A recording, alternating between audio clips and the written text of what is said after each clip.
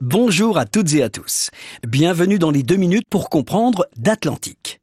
Aujourd'hui, nous allons découvrir comment entretenir votre climatisation réversible, parce que le confort de son chez-soi va de pair avec un matériel en bon état.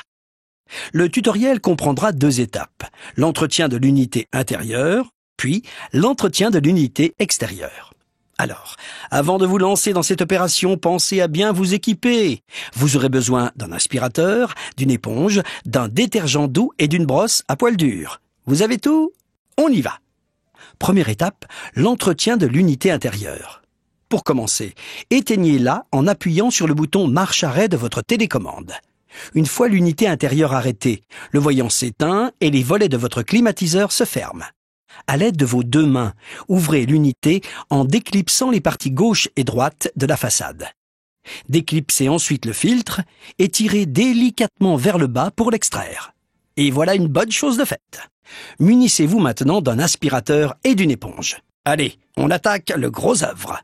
Commencez par aspirer la poussière qui a pu s'accumuler. Nettoyez ensuite les filtres à l'aide d'une éponge imbibée d'eau et de détergent doux, puis rincez-les à l'eau claire. Attention à l'eau trop chaude, elle pourrait les déformer. Laissez-les sécher ou, pour les plus impatients, essuyez-les à l'aide d'un torchon ou d'un sopalin.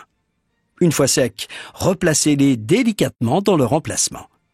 Puis, à l'aide de vos 2 mains, poussez la façade jusqu'à sa butée en pressant légèrement les parties gauche et droite jusqu'à entendre un clic. Ça, c'est le son du travail accompli. Nous pouvons ensuite passer à la 2e étape, l'entretien de l'unité extérieure. C'est le moment de dégainer la brosse à poil dur.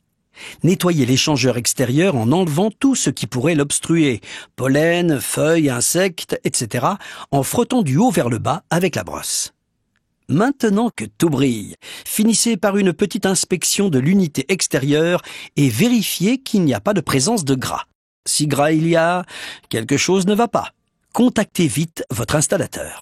C'est tout pour cette fois-ci. Et souvenez-vous de l'adage, une clim saine, c'est une maison saine. Et voilà, ce tutoriel vous a plu? Eh bien, tous les conseils et astuces Atlantique ne sont qu'à un clic. Alors, abonnez-vous.